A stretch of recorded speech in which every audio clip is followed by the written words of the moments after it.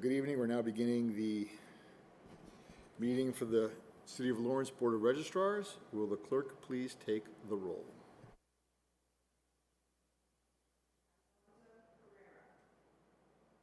Here.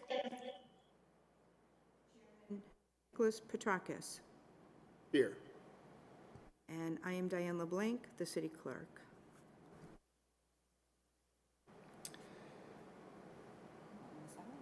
A moment of silence, please.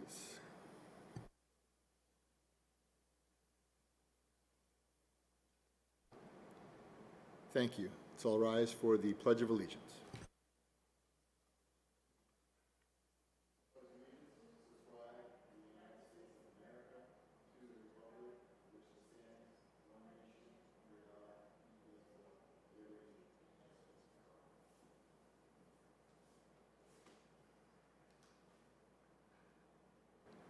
Thank you. Will the clerk please read the agenda? So, Mr. Chairman,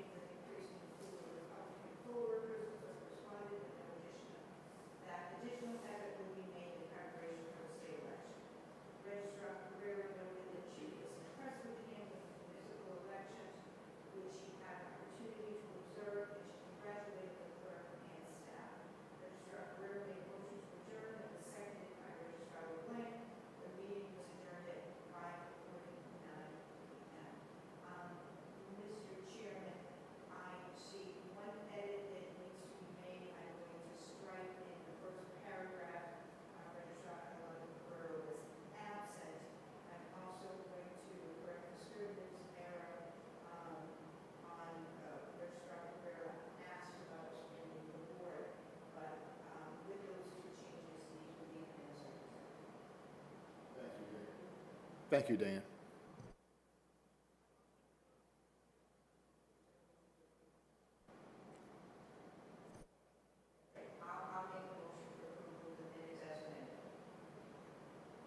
We have a motion. Is there a second? I second the motion. The motion is approved.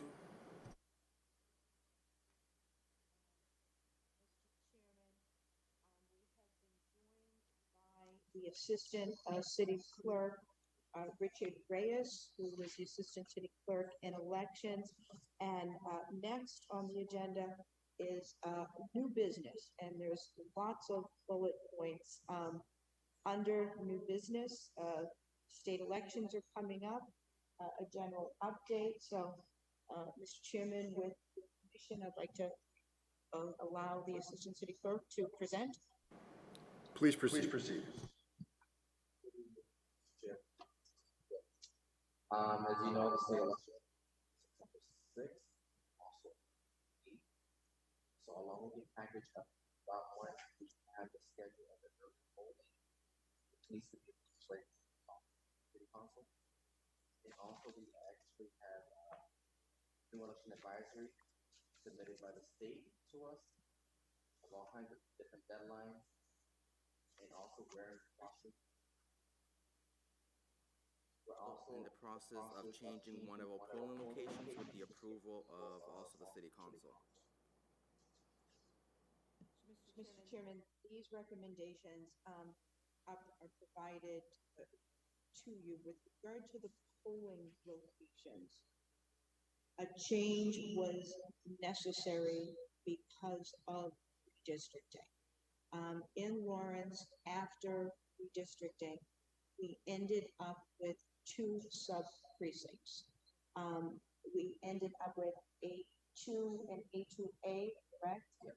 But they vote over, A2 is at the Partham School, so it can accommodate A2A very nicely.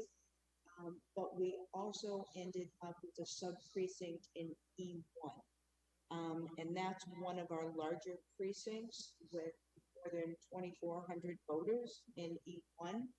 And that location was formerly, it's over at the Boys and Girls Club.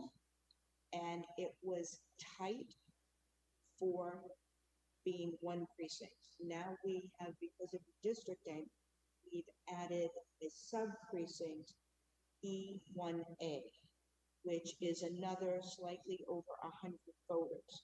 That might not seem like a lot, but it's because it's a separate precinct, there has to be an entirely separate setup. So there has to be a separate check-in, there has to be a separate voting machine, because there are going to be different candidates, different state candidates on the ballot, right? So there needs to be a polling change there. And E is already, a couple of the precincts in E are already located at the Frost School, and that made the most sense in terms of a proposed change.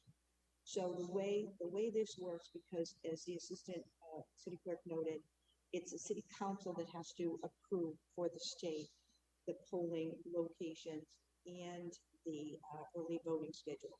But we bring them to the Board of Registrars just to say, okay, are you on board with this? Do you see anything crazy? Do you agree with the recommendation? If you agree with the recommendation, when the assistant ultimately presents to the Ordinance and Intergovernmental Relations Committee, which will be next week, he will express what he heard here. Yes, the Board of Registrars agrees with our change or our recommendations and polling locations, or they don't. Understood, thank you. Do we have a motion to approve the polling locations? The recommendations.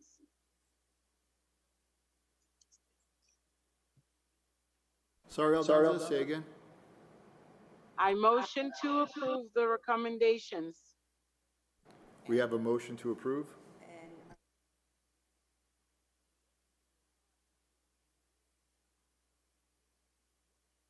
now on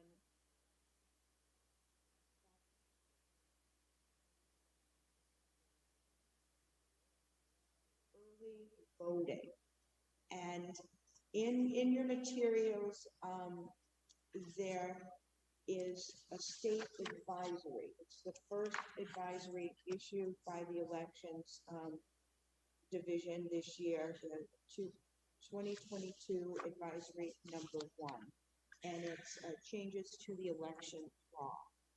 And at one of our previous meetings, we had discussed what should our early voting schedule look like. The state has completely taken any discretion away.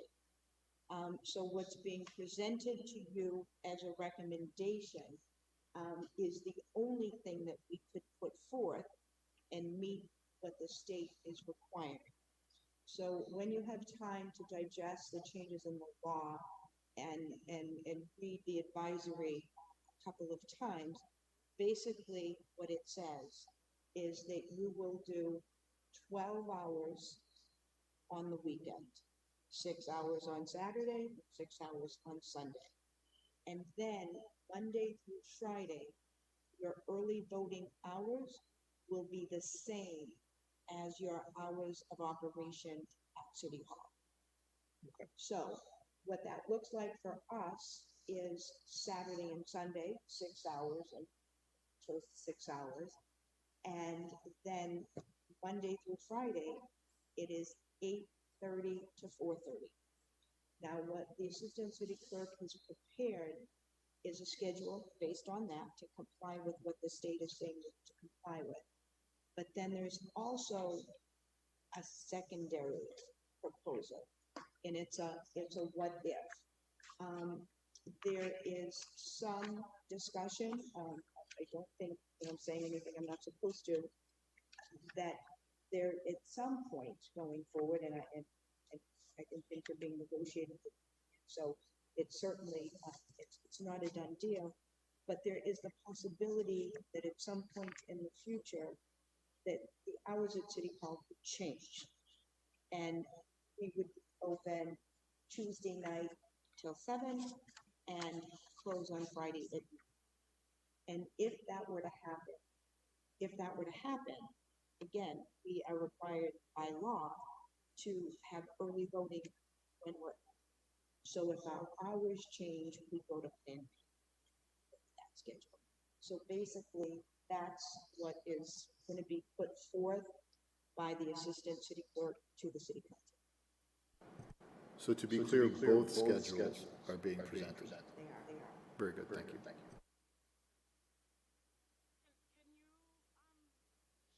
Simply so Like, that is simply that he won't have to go before the City Council again. The process, it can take 3 to 4 weeks.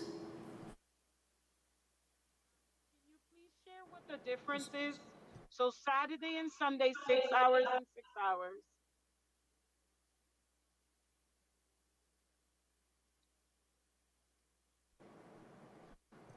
My understanding is it's 12 hours on the weekend, 6 hours each day. And And what is the difference? What are we currently doing? Are you asking for the dates that we're requiring to have early voting? what is our current schedule? Our current schedule, it was basically almost the same, but we used to have a late nights. We used to have We late used to have nights late nights before, before. like on a Like on a Tuesday and Thursday, we used to work till to 7. 7. Now the Now state the state eliminated the eliminated night the night hours hours and they extended the weekend hours. Right, we didn't. Understood. Okay, thank you.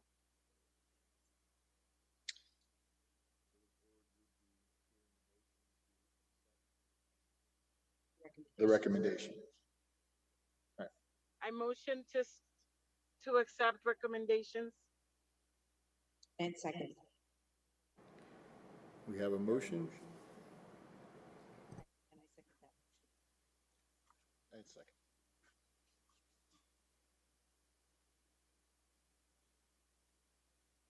Mr. Chairman, so the next item up is poll worker compensation. And it had been a number of years since the poll worker compensation had been increased here in the city of Lawrence. So thanks to, the efforts of many, including Councilor Levy, who I worked with initially on this to start to move things forward. And Councilor Rodriguez weighed in once we had a proposal on the council floor and did some tweaking to the order that was ultimately passed, which was, I think, a benefit. Where we're at today is that the city council passed an order and the mayor approved that will result in poll worker compensation for the basic poll worker, for the basic inspector. That goes up to $18 an hour. And, the average day runs about 14 hours. So you do the math, 14 times 18, whereas before they were only making $140 for the entire day, like $10 an hour.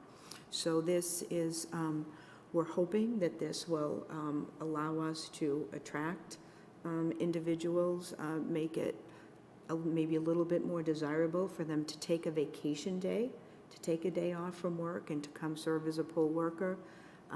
We have asked the LCAT, the Lawrence Cable Access Channel, to do some promotion for us, and Rumbo has also been very, very helpful in helping us to get the message out. And perhaps the assistant could kind of give an update on the number of applications received to date. As far as today, we have 72 applicants, about 23 are new applicants, 23 new people, and the rest are mostly old people. So the other thing I would like to say is, it sort of ties back to the minutes, in terms of reaching out to the chairs of both the Democratic and the Republican committee. We did that. We sent the notice that we're required to send, the written notice.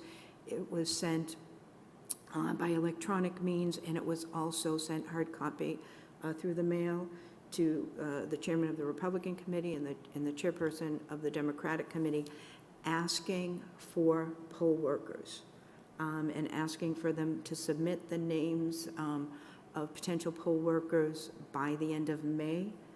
And Mr. Assistant City Clerk, did we get anything back that you know of? No. Okay, and I did not receive anything back. So, as you know, the number of Republicans is not the same as the number of Democrats in the city, nor the same as the number of undeclareds. So it is sometimes a struggle to have the balance that we would like at a polling location, but the balance that the Assistant City Clerk will achieve at the polling locations, if there can't be adequate coverage by Republican poll workers, there will be, the goal is to have at least 2 undeclareds at each of the precincts, so that if one of them goes to break or lunch, the other one is there if a voter needs assistance.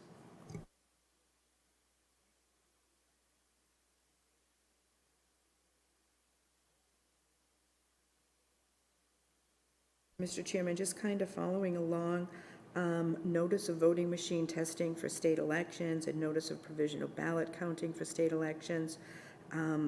Those will be provided. We don't have the dates for those yet, but we certainly invite the board members to be present at both of those things, and we also send notice of both of those to the chairs of the Democratic Committee and the Republican Committee, and we invite for them to be present. On a very positive note, we have secured some additional space for the elections division. We have a space over in another City Hall building, 255 Essex Street, where we are able to store some of our elections equipment that we don't need in the immediate office area because we were getting really, really cramped for space. For example, our polling booths, right?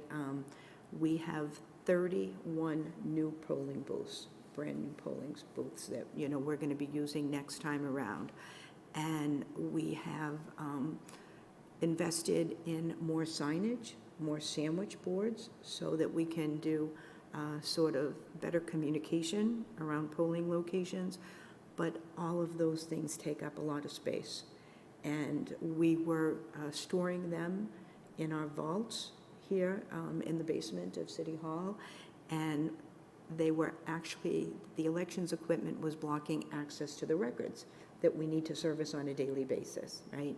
So the administration, the mayor's office has just been very helpful, and I know that the staff is really excited to have the new space. It's going to make things a lot easier. For the upcoming election, what is, or do you know yet, what your budget is for cleaning supplies and like hand wash and stuff like that? So in terms of the elections division budget, I don't have it in front of me, but I can tell you that the clerk got everything that the clerk asked for. So I think that the office is going to be well positioned to get what it needs. I think in terms of supplies, we've also already been assessing that and making sure that we have what we have on hand. In terms of hand wash and those kinds of supplies, right? The kinds of supplies that were distributed to communities during COVID. Those came from the state last time when we needed to have them. If we need to have them, we will. And I think the last time around, we had them available, but it wasn't sort of at every touch point that you went to, because it can be a real issue when people go with wet hands and the ballots get jammed in the machine. So depending upon the circumstances, I mean, the staff they've been through it and they know how to respond. They'll have what they need. Very good, thank you.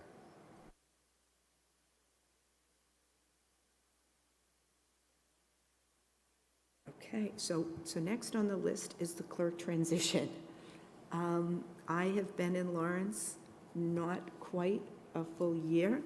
When I took this position, I expected to be here until I retired, which I don't see that as being anywhere in the near future. As things would turn out, another opportunity presented itself. I've accepted the same position, but in the city of Cambridge, which is a lot closer to where I live in Waltham. So I have thoroughly enjoyed my time here. I've enjoyed my time with the board and certainly with the staff of the elections division in the city clerk's office. And I will miss Lawrence, but in terms of the elections division, I feel very good about the team that we have in place. And maybe I should talk about that a little bit, because there have been some personnel changes. Obviously, Richard Reyes is the assistant city clerk for elections. One of our employees, Henry Checo, who was a grade 9 senior clerk, has been promoted, and he is now what is referred to as a principal accounts clerk. That doesn't necessarily reflect what he does in elections, but everybody has to fit into one of the union job titles. So one of our individuals was promoted. Another individual, Ruben Perez, who was with us for a while, has moved from Lawrence. He and his family have moved to another part of the country. So his position became available. And Jennifer Pagan applied and was a successful candidate. So she has been promoted. That leaves us with one vacancy in the elections division, which we're hopeful that Richard will be able to move forward quickly and get the position filled. Now, the position that Jennifer Pagan was in was the bilingual coordinator position. And you may recall that position was established as part of a 1999 agreement with the Department of Justice. And back in 1999, things were very different.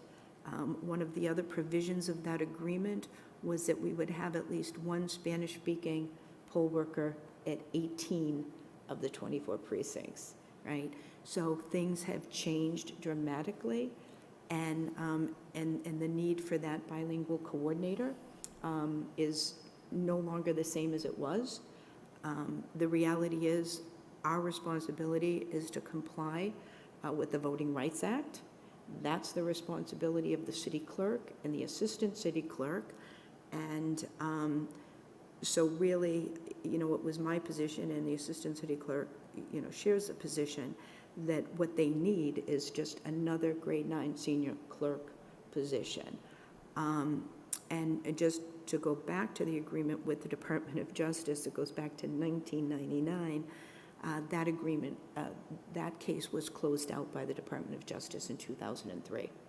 So there's no longer any legal requirement to have this, and really what the office needs is another senior clerk who can be tasked with anything that needs to be done in the office.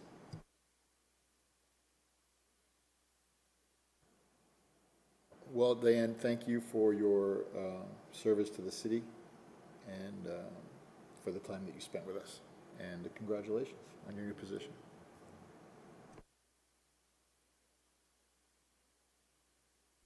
If there's no other business, I'd like to hear a motion to adjourn. I motion to adjourn. We have a motion to adjourn. Is there a second? Second. We are adjourned.